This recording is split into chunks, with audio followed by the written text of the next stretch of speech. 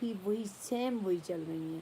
تو دوسرے کہ لیکن ایک چیز یہ یاد رکھیں کہ جیسے موسیٰ علیہ السلام اور یوسف علیہ السلام کی ایک بات ہمیں ملتی جلتی محسوس ہوتی ہے کہ موسیٰ علیہ السلام کو بچپن میں بالکل چھوٹے سے بچے تھے تو ان کو دریا میں بہا دیا گیا تھا، لیکن ان کی پرورش کے لیے فرعون کے گھر کو سلیکٹ کیا تھا.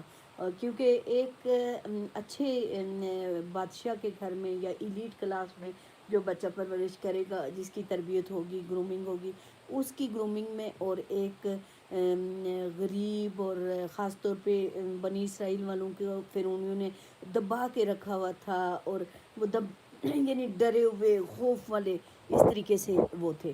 تو اس میں بڑا فرق ہوتا ہے، آپ خود سوچیں.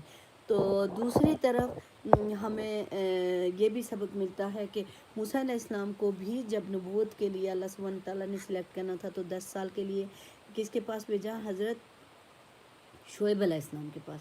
تو ادھر یوسف علیہ السلام کی پہلے تو حضرت یعقوب علیہ السلام کے گھر میں پرورش ہوئی، اور اس کے بعد جب ان کو ادھر پھینکا گیا تو کس کے پاس گئے؟